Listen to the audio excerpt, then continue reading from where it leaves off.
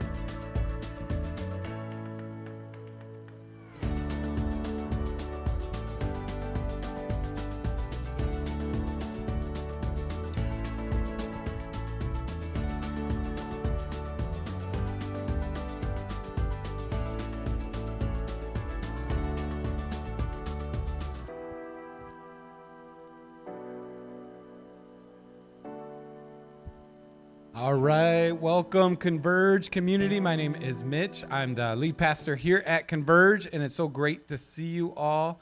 I want to wish all you dads out there a happy Father's Day. I'm also a dad, so it's a happy Father's Day for me as well. And I told my son this morning, the best thing you can do is just give me space, buddy. And he knew it. I didn't even have to tell him. But no, I love my kids. So grateful to be a dad. And I hope you guys are out enjoying your day as well, you fathers. We've got something coming up for you as well, and particularly for those of you who joined us in person here. But before we do, I want to just mention a couple things. We are a Converge community, and we've been doing this now just about a year and a half.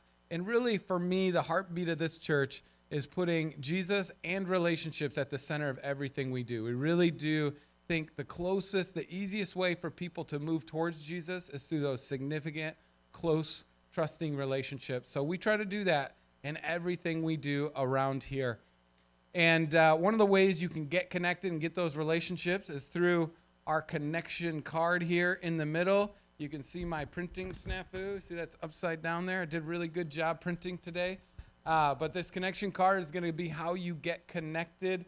So if you want to volunteer, if you want to help out with something, if you want to get involved in a ministry, this is the way you do it.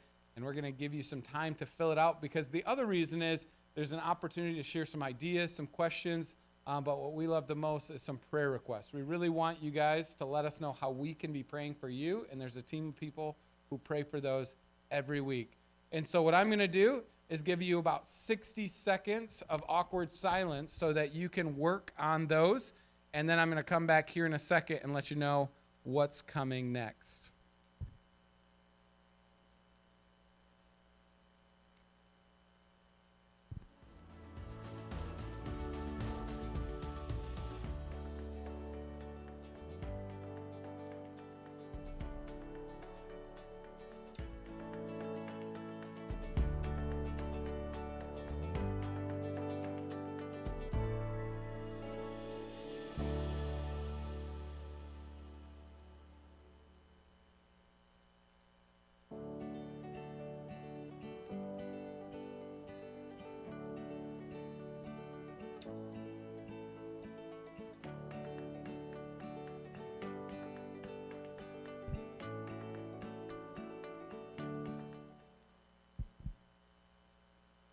All righty, guys. Hopefully you had a chance to do that. We switched over to YouTube Live, and I think I messed something up and didn't enable comments. So sorry about that. I tried to. It doesn't work. So if you have prayer requests, just email Mitch at Converge Community, and I would love to pray for you this week.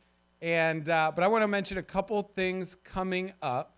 And one of them is we had this fundraiser last Wednesday at Presidential. They are so gracious and partnering with us in so many ways. And this past week, we were raising money for Mission of Hope, an organization that I've been involved with for quite some time now in Haiti, for the longest time there in the DR, and also doing some work in the Keys as well. And we were able to raise, so it was about $1,000 of purchases, so about $100 through Converge. And like I said, we were going to match. We might actually do a little bit more than that as well, because I've got some other plans on how we're going to build on that in the next step and maybe take one more step to help out Mission of Hope after that. And so you're going to get some of that information soon, but I wanted to let you know that was awesome. We got a couple $100 for sure that we're going to go there, probably a few more bucks coming your way, and I'm going to tell you how. But the next thing I want to mention is I put it in the email, the Huddle crossover coming up. So this is week 2 of our 2-week stint of worship services, and then next 2 weeks are 2 weeks of Engage weekends. We have a Holidays Are for Mission coming up on July 4th, and then also next week in another Engage weekend. And one of the things that I really want for all of our people here, and I think most are involved in huddles at this point, is that we want to encourage these huddle crossovers where you guys are getting together with 2, 3, maybe other huddle groups together. And while you're doing that, you're going to be, we just said relationships are so important to us. You're going to be able to get to know some others that you don't know very well in Converge as well. Because the worst feeling is when you show up for church and you feel like a stranger there, especially if you've been involved with us for quite a while now. And so we want to diminish that as much as we can by encouraging you guys to get some groups together. Your huddle leaders got an email with contact information, all of that. And I'd encourage you, there's no rules on this, but try to reach out to some huddles that you don't know as well so you can get to know them better. Now, for the thing you're really waiting for, we have this Father's Day chipping challenge coming up, and we're going to actually, the weather, it looked really shaky, and that's why we had to go inside. The storm's supposed to hit around 4:35, so we couldn't do it. But we are going to file out to the side yard here, and all the dads, and I say future dads as well too, you have to be over 18, not you, Aiden. You have to be over 18, and you're going to have one shot to chip to this little flag we have out there, and if you win, there's a $50 gift card to the Prairies. That'll get you 2 9s in a cart, so you can take your wife, or you can take your best golf buddy too, if you'd prefer. But you can take that out, and we're going to win that. So I want you guys to head out there. We're actually going to take this camera live as well, so if you're watching from home, you can watch me duff it on my first shot here, because I'm going to do the Bob Barker move and show you how it's done. And then we're going to see who actually wins this thing. So go ahead and file out, and Carter's going to come over and grab that camera here real quick, too.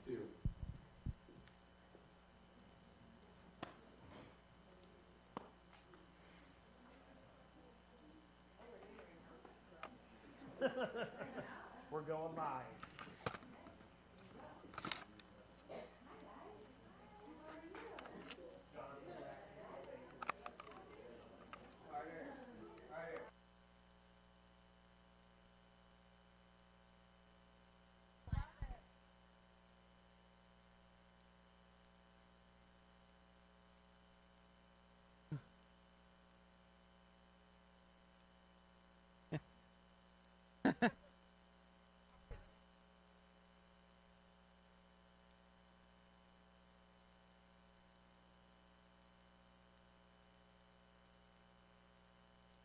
All right, Carter's flipping through those filters so you can all see.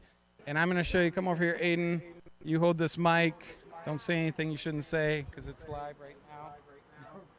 All right, guys. This is how it's going to go. You can't quite see it because the flag's covering it, but there's a tiny little post there. Whoever's the closest wins the gift card. One shot, no practice shots. All right? The only if you completely miss the ball, golf rules. It's a practice swing. All right? So step up and take a swing at it.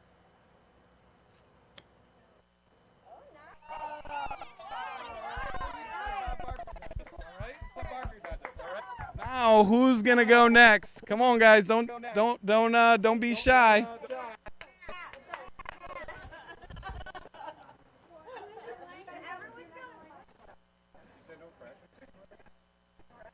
I mean, you can take like a few practice strokes. I'm just saying you can't take 2 shots, right? You're not gonna get more than 1 shot.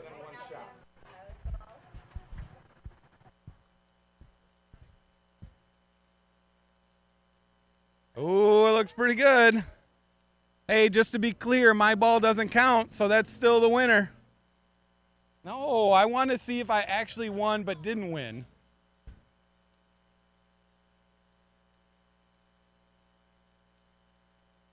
There's a pitching wedge and a gap wedge. You choose your poison.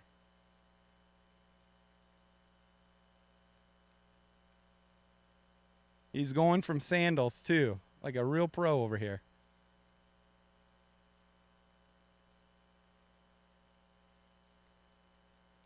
Looks good, looks good. Oh, nice shot. Really stuck. All right, Mitch the Younger stepping up here.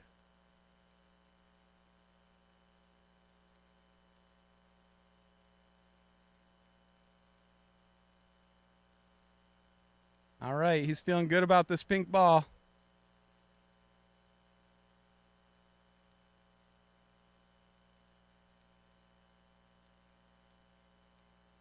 Oh, man, Mitch with too much muscle on that one.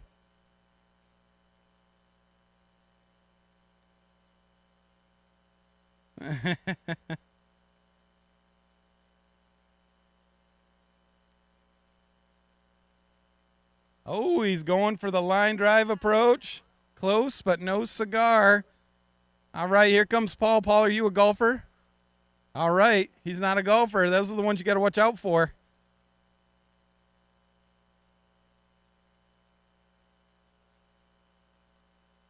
Oh, that looks pretty good. It's got a chance. All right. Matt, are you going to give it a whirl here? Come on, Matt. I've seen you on that simulator. All right, is that it? I'm going to go double check. I've got the tape measure just in case.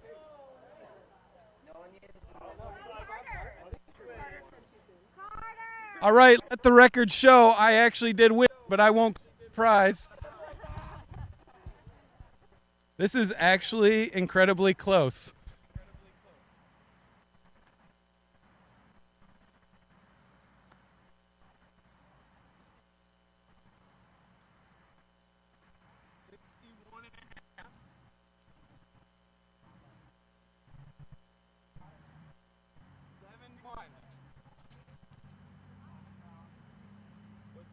Who was this? Paul, the big winner. No, Paul, I'm Bob Barker. Bob Barker doesn't get to win. All right, nice job, Paul. Yeah, you're welcome.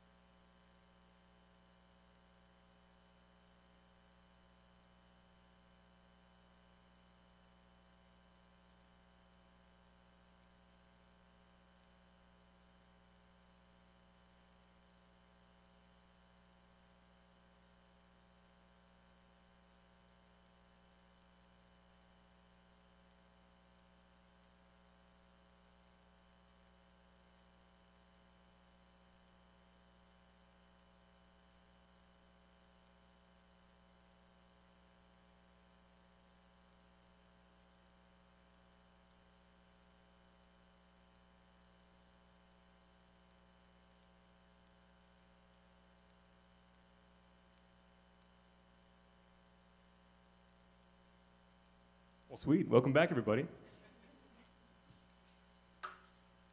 Testing out some new wireless stuff, which is very fun for nerds like me who really enjoy camera nerd stuff. Got to see my cinematography out there too. Hopefully you got those zooms in that you could just capture all the action. So yeah, I guess one thing, I was supposed to kind of just get everyone back into the room. So the one thing I have is a dad joke, and it's a golf dad joke. So this is, but why do dads bring socks when they go golfing? In case they get a hole in one. I know, it was terrible. I'm just supposed to be playing guitar right now. I appreciate the sort of sigh and laugh, but we'll jump into some worship. We're going to sing Yes, I Will.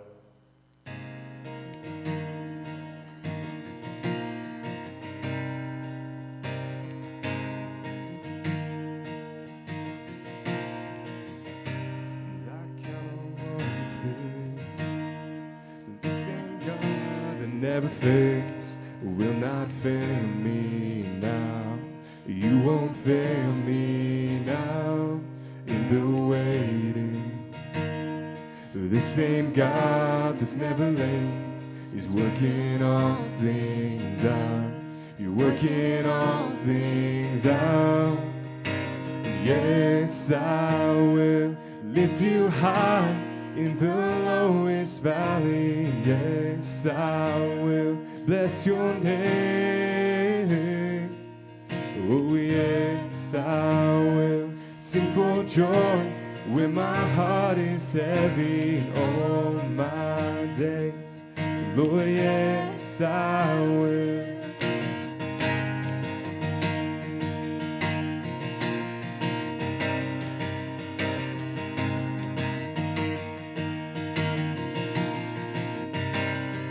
count on one thing.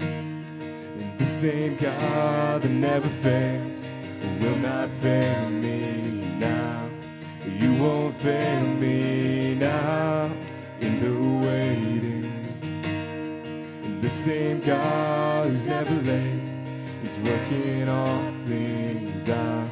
You're working all things out.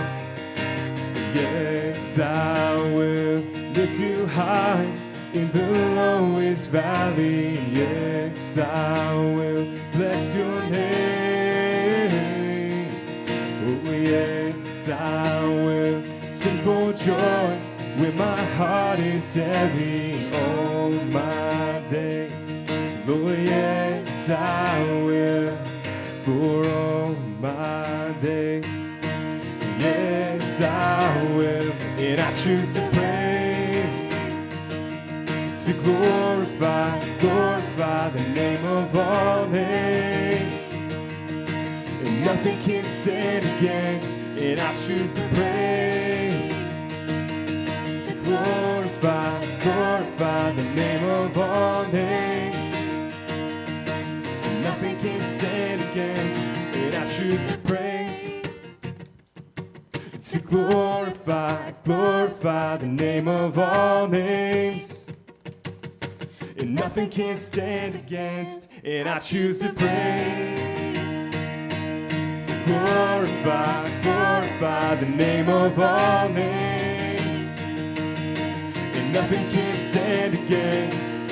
Oh yes, I will lift you high in the lowest valley. Yes, I will bless your name.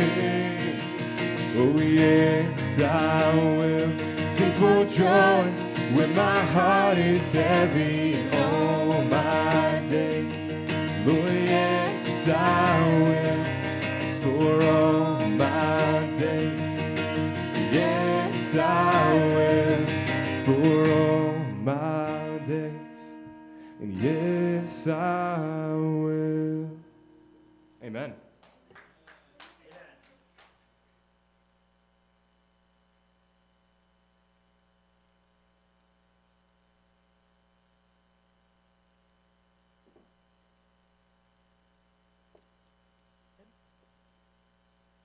All right. Well, hi, everyone. Happy Father's Day. How are you all doing today? Good. All right. Well, my name is Sarah Ruth Furrow. I am usually not the one to do this. By trade, I'm actually a middle school English teacher. So when I'm talking in front of people, it's usually about like figurative language or argument writing or something. And I don't think you came here to hear about that. So I guess I'll stick to the Psalms. Anyway, when Mitch talked about the series, he mentioned that we'd be hearing from different people that are part of our church body, and kind of what God had laid on their heart lately. So that's what I'm going to do today. I have spent most of my life in the church or church adjacent, I guess I would say. A lot of Christian education, a lot of Bible classes, all of that sort of stuff. So because of that, I think, like many of you, I've been given a lot of opportunities to be let down or disappointed by the church or the Christian faith or by God or even my theology or sometimes or Christian leaders, a lot of opportunities to be let down. And because of that, I've experienced something that many people of faith, I think, often experience, but don't necessarily talk about honestly, and that is doubt. Often, when offering questions about faith or God or the Bible, I was met with similar answers that were kind of things like, have you prayed about that? You should pray more, or offered a verse that talks about, like, stretch your faith. And those answers always felt really empty to me and often just left me with guilt or shame or sometimes anger, but never really strengthened my relationship with God ever. So when looking through the Psalms and looking for what I was going to talk about today, I was really validated when I realized that many psalmists express their doubts and their frustration with God, which is how I landed on the psalm that we're going to be talking about today, which is Psalm 77, and how doubts can lead to a more intimate relationship with God. So before I get started, I'm going to read that psalm. It is 20 verses long, so bear with me. There is a lot of good stuff there. If you want to follow along in your Bible app or with your Bible or whatever, I'm going to read the ESV version, but it is up to you. So follow along with me, please. Psalm 77. I cry aloud to God, and he will hear me. In the day of my trouble, I seek the Lord. In the night, my hand is stretched out without wearying. My soul refuses to be comforted. When I remember God, I moan. When I meditate, my spirit faints. You hold my eyelids open. I am so troubled that I cannot speak. I consider the days of old, the years long ago. I said, let me remember my song in the night. Let me meditate in my heart.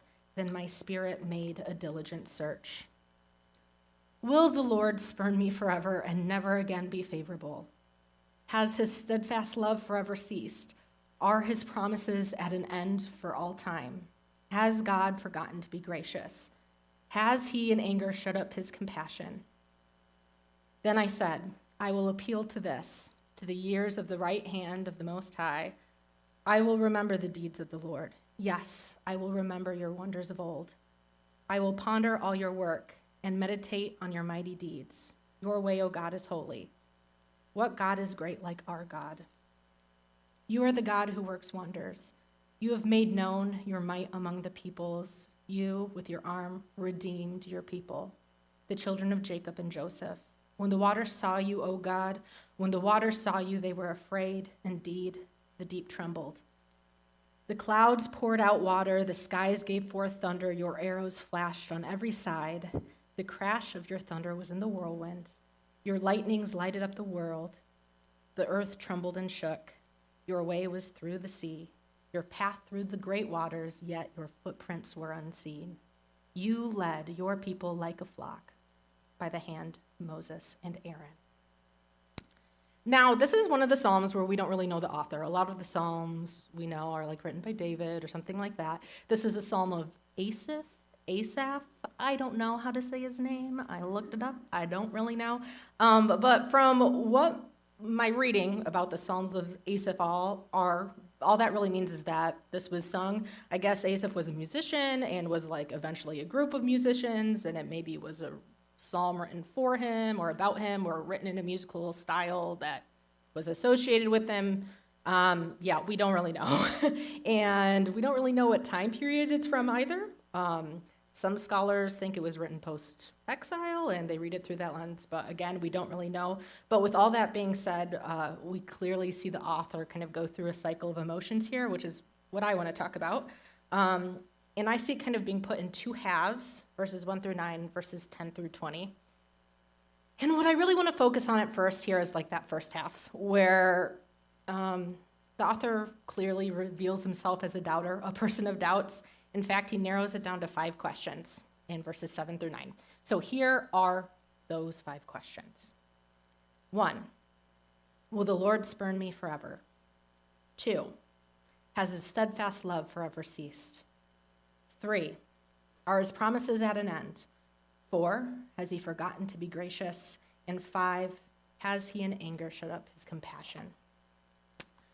One of the things that I thought was really interesting about these questions is that they follow a really similar thought process that I go through when I'm doubting God. First, the question starts with me and what I'm experiencing. Same with this author. Will the Lord spurn me forever? Okay? And then through that question, the doubt starts spiraling kind of out of control and into God's character. Is he no longer gracious? Is he angry? All that sort of stuff. So looking at these questions, as an outsider, I can sum up the doubts he is feeling kind of in one question. I looked at these and thought, okay, what is the psalmist really dealing with here, and this is the question that I think kind of sums it all up. It says, is our God still good, and does he care about me and my life? I'm going to read that one more time. Is our God still good, and does he care about me and my life? Is this a question you've asked yourself? Is this a doubt you've had? Because it's definitely one that I've had, and as illustrated in this verse, it's one that's been asked like for thousands of years. And I'm going to be honest, it's a question that I ask a lot. I often ask, is God still good? When I'm, sitting in an active school shooter drill with a bunch of 12-year-olds, I ask, is God still good? When, news breaks about widespread abuse in like churches and organizations, is God still good? It's really hard to watch the news some days and not ask, so is God still good? However, when meditating on this, I realize that a lot of the times I ask these questions when I'm experiencing something in my own life, just kind of like the psalmist does, right? Is the Lord spurning me? I ask it when something is happening, when I'm questioning his presence in my life. So I specifically think back to a time early in Matt's and my marriage, and I'm so sorry if you've heard the story already, either from me or my very lovely but very chatty husband who likes to tell stories. I'm so sorry, but you're going to hear it again. So when Matt and I were about to get married, I was living in Indiana. He was living in Holland, here in Michigan, and after a lot of prayer, I really felt like God was calling me to move back to Michigan. And I felt like it was God because I had spent my whole life being like, I'm never moving back to Michigan. And yet, that's what I felt like I was being called to do. So we moved back, and within a couple of weeks, literally going into our wedding, Matt's position had been cut. I had just quit my job. Matt's lease was ending in like a month or two. We didn't know where we were going to live. We didn't have any jobs. I was going through interview after interview. Nothing was really happening. And the beginning of the school year starts to creep up. And when you're a teacher, that is not a time that you like don't want to have a job because there's a timeline. And I just remember feeling so hopeless and frustrated and angry. And of course, that's like when my doubts started to begin, right? Has God truly told me to quit my job? Was he really wanting us to be in Michigan? Could I truly know that? Did he really have a purpose for our lives, or is that just what I wanted to believe? Was it self-centered or unrealistic to think that God truly had thoughts on what job I should have or shouldn't have? Will the Lord spurn me forever? Has his steadfast love forever ceased? Are his promises at an end? Has he forgotten to be gracious? Has he in anger shut up his compassion? So, what do we do when we're feeling this way? Because if you're anything like me, hearing an answer like, pray about it or have faith, isn't really what you're looking for. So these are some of the things that through reading and talking with others and with God that I've kind of learned as a professional doubter. Firstly, acknowledge that doubt is a natural part of being a Christian person or a person of faith. There is no shame in doubting God, and it took me a really long time to learn that. There is no reason to be guilty in doubting God. We just read a psalm authored by a person who doubts. There are biblical examples of doubters throughout the rest of the Bible, and even a lot of the greatest believers of our time have experienced huge doubts in God, in his goodness and his place in our lives, if he cares about us. I was texting my sisters and telling them that I was going to talk about this, and they're like, oh, hi, Rachel and Becca, if you're watching, by the way. One of my sisters said, have you ever read Mother Teresa's letters to her confessors? And I'm not sure about you guys, but when I think of a person of strong faith and strong action, Mother Teresa is probably one of the first that come to mind, right? I don't really think of her when I think of doubts in God and his goodness. But I went and I looked up these letters, and she wrote a lot about her doubts, even as kind of a pinnacle of faith, right? She had significant doubts in God later on in her life, like near her death. In one of her letters, she writes this: "My God, I have no faith. I dare not utter the words and thoughts that crowd my heart, afraid to uncover them because of the blasphemy. If there be God, please forgive me. When I try to raise my thoughts to heaven, there is such convicting emptiness that those very thoughts return like sharp knives and hurt my very soul. I am told God loves me, and yet the reality of darkness and coldness and emptiness is so great, nothing touches my soul." If Mother Teresa, who was entered into sainthood, has such doubts, don't you think it's probably normal and acceptable for you to have such doubts? Secondly, doubt does not equal disbelief. Instead, doubt signals a need for thought, a need for reflection. If you are a person that is part of our church regularly, you're probably part of a huddle. Maybe that's an assumption that I shouldn't make, but in our huddles, we have our book where we talk about the different shapes, right? Where we talk about different thought processes that we can go through. And I specifically think about the circle, which is the shape that we use to talk about thinking through something going in your life, right? Something is either coming up and you're struggling with it or you're questioning it. And I see doubt as one of those opportunities to go through that circle. And while I'm not going to go through that circle right now, I think that this kind of shows that doubt gives us that opportunity to think through that process. And if you're not in a huddle right now, this is my call for you to check that little box on your connection card or email Mitch or whatever, because it is a great way to get that vocabulary to talk about what you're doubting, what you're questioning, and give you kind of a healthy way to look through that. And lastly, and this is probably the one that has affected me the most, thinking through my faith as a doubter, and that is that we're actually told to ask questions. So you guys may be familiar with Matthew 22:37, where Jesus literally says, "You shall love the Lord your God with all your heart, with all your soul, and with all your mind." Now, when I was a kid, we literally used to sing like a song with like, "Love the Lord your God with all your heart." Yeah, okay. You know what I'm talking about, right? We literally were told this song all the time. And lately I've been thinking about that last part, like, love the Lord your God with all your mind. If God has asked us to love him with our minds, don't you think that he expects us or believes that we'll analyze our faith and question our faith, and that will sometimes naturally lead to asking questions of God, his character, or his place in our lives?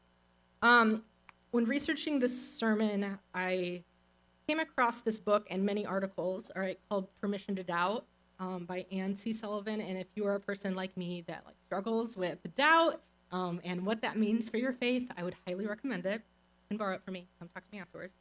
And in one of the first couple chapters, she mentions this. She says, she's talking about Paul, right? And how he actually calls early believers to question. She wrote in her book, he consistently encouraged people to think outside their comfort zone and ask questions. He asked the church in Thessalonica to test everything. 1 Thessalonians 5:21. Like separating wheat from chaff, truth will prevail and become strengthened in the one that does honest asking. He commends the Bereans in Acts for their investigative skills. Paul is encouraging us to keep our minds engaged and ask questions that confront us. Getting truth right is too important to who we are to settle for being half true. So bringing this back to Psalm 77, how does our author confront his doubts?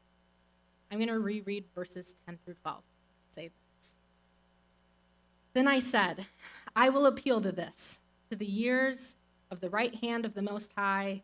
I will remember the deeds of the Lord. Yes, I will remember your wonders of old. I will ponder all your work and meditate on your mighty deeds. Now, what stands out to me here are the verbs in this, and I know that that's probably like my English teacher self speaking, and I like will fully admit that right now. But the verbs that are used in this are remember, ponder, and meditate. And these verbs, I don't think were chosen by accident. I think they show that the author had an active thought in challenging and considering and addressing his doubts. I don't really think a simple pray about it or like stretch your faith would have answered his questions at all. Ponder suggests a great amount of thoughts. Meditate suggests a large amount of time. And while, yes, like prayer and stretching your faith is a part of that, it's not quite as simple as that either. So as I look back at kind of what this author is pondering about and meditating and all of that, it seems to me that he's kind of asking himself these questions, okay? I think he's kind of asking himself, how has God answered your prayers in the past, right? In verse 11, he says, I will remember the deeds of the Lord. How is God showing himself to the world right now? In verse 14, he says, you are the God who works wonders. You have made known your might among the people. I think he's asking, in what ways have you been redeemed? In verse 15, he says, you with your arm redeemed your people, the children of Jacob and Joseph. So actually, as a part of this sermon right now, I'm going to give us time to meditate on those questions. So you can close your eyes or look down or look somewhere else or I don't know, whatever you want to do, but I'm going to give us some time to ask those questions. All right, our first question. How has God answered your prayers in the past?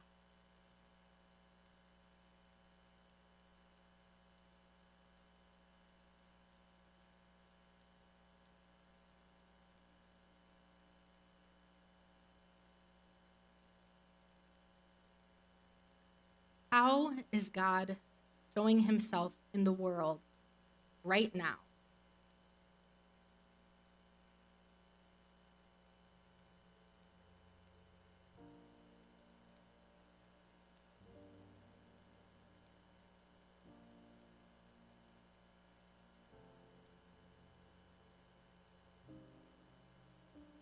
In what ways have you been redeemed?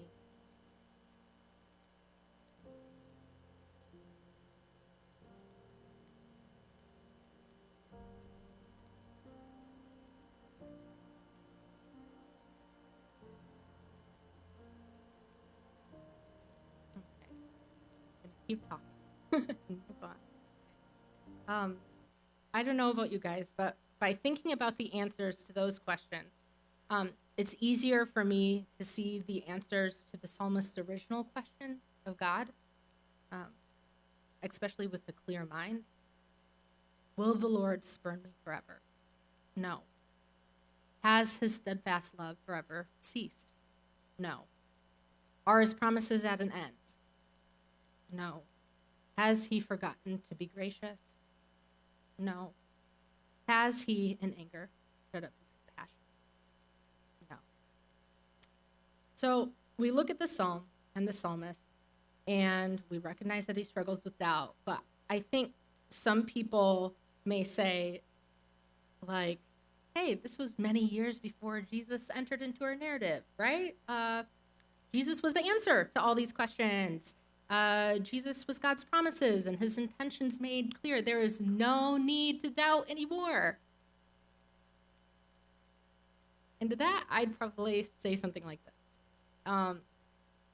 If you remember, the gospel introduced the Bible's most famous doubter, right? Thomas. We literally nickname him Doubting Thomas. I'm not sure if you guys are familiar with Thomas. He was one of Jesus's disciples that followed him closely.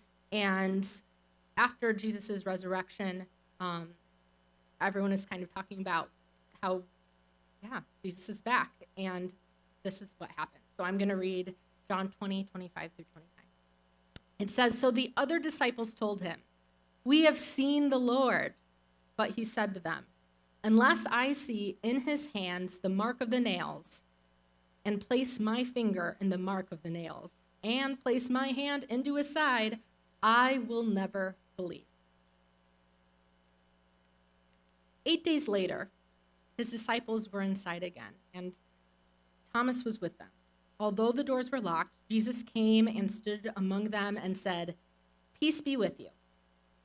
Then he said to Thomas, "Put your finger here and see my hands, and put out your hand and place it in my side.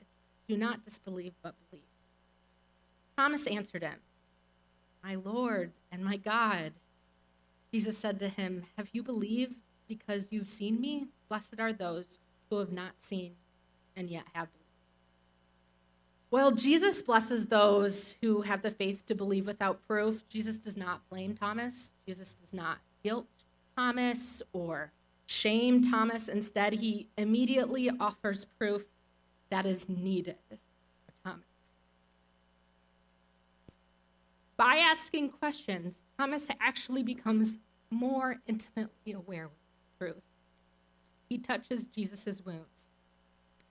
His questions did not lead him to walking away from his faith, but instead, by embracing and looking for answers to his doubts and his questions, he gets a deeper and multi-sensory experience of the resurrection that the other disciples did not, which only solidified his faith. If something is true, the answers to your questions will only support the truth. So, as I reflected on my history of doubt, specifically the story that I was mentioning earlier from the start of our marriage, I went back and was kind of reading things that I wrote at the time, looking at things that were going on in my life at the time, and I wanted to share something I wrote on August 24th, 2017, which was at the end of that summer. This is what I said. "We left camp feeling discouraged for our future, as after many interviews and near 20 job applications, nothing seemed to work out. Hardest for me, I had to swallow my pride and admit that perhaps we'd have to move back in with parents, as I had taken so much stock in the fact that this was something I never had to do after college. Last week, I got a call for an interview in the Kalamazoo area. We were thrilled but nervous, knowing that this would likely be the last opening before school started. On my drive from Holland to Kalamazoo, I lifted the situation in prayer, and God gave me one image repeatedly. Samuel going down the line of Jesse's sons, God telling him that all these strong young men were not meant to be king. Meditating on this, I found the Lord telling me that the Lord will deliver us a David in this job situation. All these other jobs were merely his brothers, and in this we found peace. Friday morning, I had the interview. Friday evening, I was offered the job. Today, I signed my papers. Thus far, the Lord has helped us. Looking back, I don't think it's an accident that I mentioned long periods of prayer and long periods of meditation, even though I wasn't thinking about a sermon like multiple years in the future. But it was during that time of meditation that God's truth was revealed, and while seeming miraculous at the time, it definitely wasn't my last doubt in God or his will or his goodness, nor will it be the last. And nor will all my questions have such neat wrap-ups and pretty little bows on top. However, if you've gathered anything from me talking today, I hope that you do not shy away from your doubts or your questions. Instead, I hope that you embrace them and use them as an opportunity to remember, ponder, meditate, and grow in intimacy with your Creator.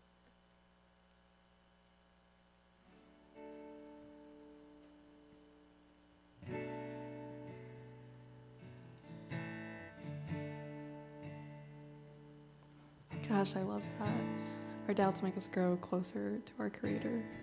Isn't that what all of our doubts and all our trials are about at the end of the day? You know, it may seem really scary and hard when you go through things like that, things that just don't make sense in life, that are really hard. But the truth still stands that we serve a good God. He's faithful. He's merciful, he's gracious, and his love never fails, and he promises to be right there with us in the middle of those things. So just hold on to that truth, even when it feels like it can't be true, because he's a good God. So we're going to sing Oceans, which is very fitting.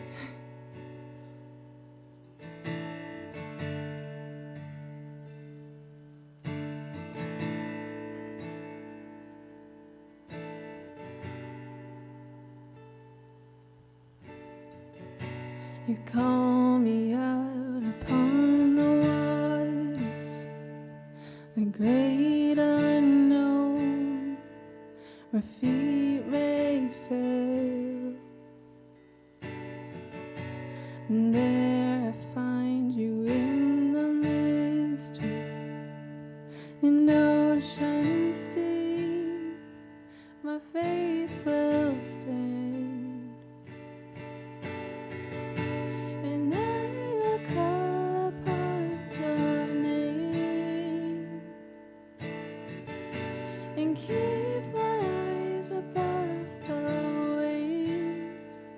When oceans rise, my soul will rest in your embrace, for I am yours, and you are mine.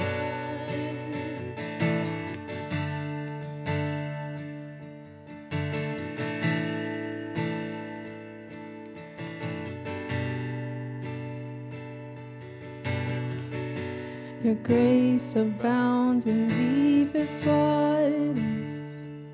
Your sovereign hand will be my guide.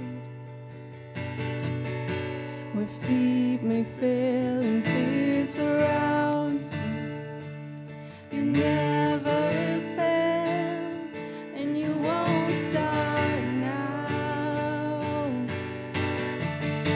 So I will call upon your name and keep my eyes above the waves. When oceans rise, my soul will rest in your embrace, for I am yours, and you are mine.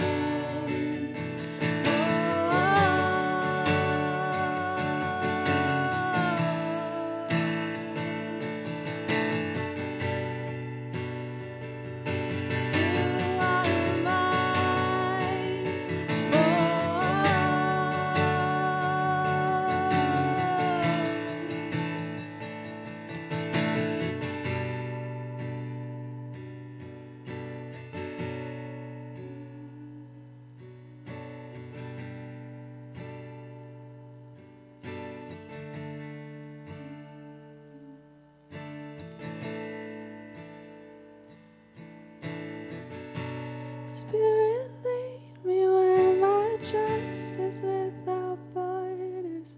Let me walk upon the waters, wherever you would call me. Take me deeper than my feet could ever wander, and my faith will be made stronger in the presence of my Savior. Spirit, lead me where my trust is without borders. Let me walk upon the waters, wherever you would call me.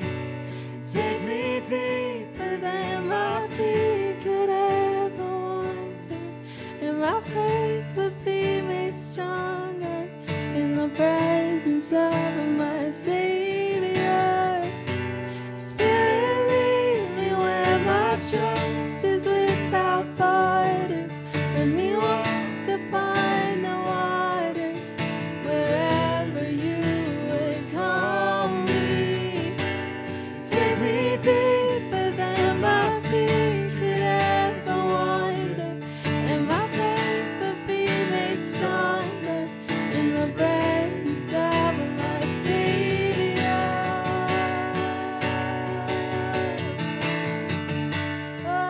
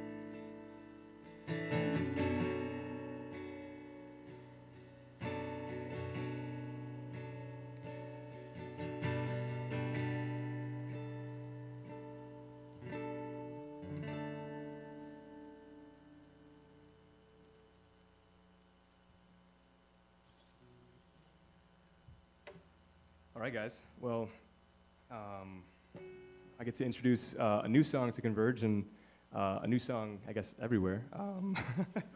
So this is a song who is an amazing vocalist and super awesome friend. And two of our other friends, we've written this song over the last couple months. We're writing a few songs. And I'm just super honored and really excited to get to introduce this song. And it's a song called Glory. And I talked about it a few days ago and kind of relating it to my testimony and my story. But I was so excited to hear that Sarah Ruth speaking into Psalm 77 because it's one of the Psalms I pulled this song from. And for me, when someone were to ask what this song means, I would say it's a declaration of God's greatness, God's glory, God's power, His strength. And for me, when I am facing trials, I'm facing struggles, there's a circumstance I can't control and I have doubts, God is greater than that. He's greater than the struggle I'm facing. He's greater than the circumstance I'm going to go against. And He is going to use that for His glory and to show His power and His strength. And that's what the song is. It's a testimony to what God has done and what God is going to continue to do. So I know it's a new song, but I'm super excited to get to sing it with all of you guys. And feel free to let these words sink in or sing along too.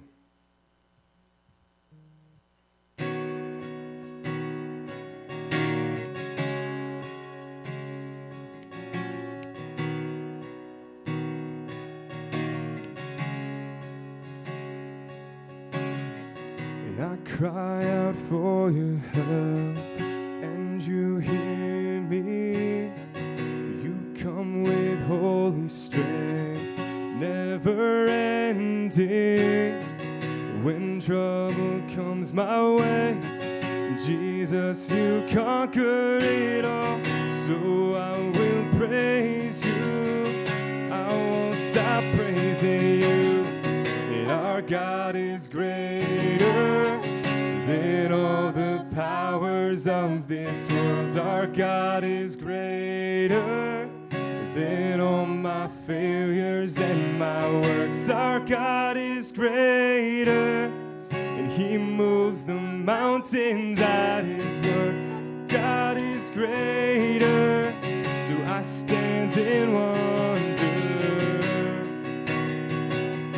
Whoa,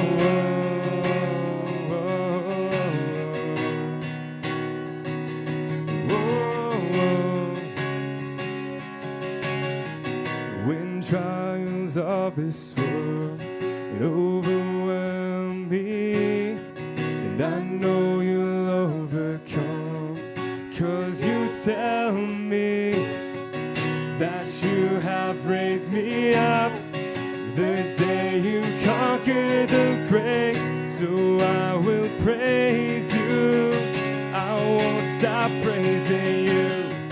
And our God is greater than all the powers of this world. Our God is greater than all my failures and my works. Our God is greater, He moves the mountains at His word. Our God is greater, so I stand in wonder. Whoa, whoa,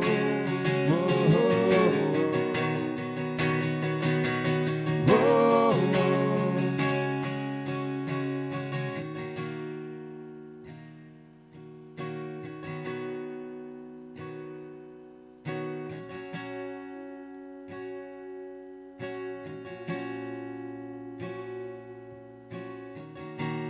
You will not hide your glory, and for you alone shall reign. And you will not hide your glory, and for you alone shall reign. And you will not yield your glory, for you alone shall reign.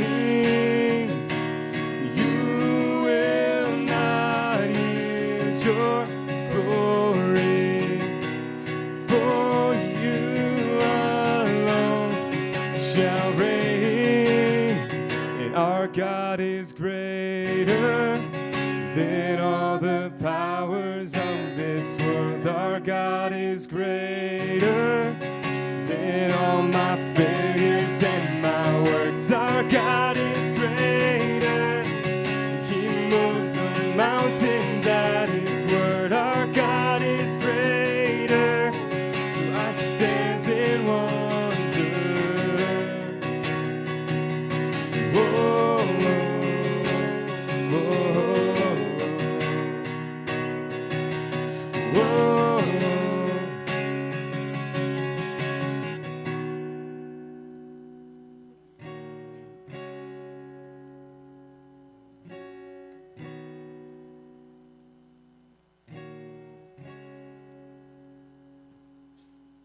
I just want to close it down here with a couple things.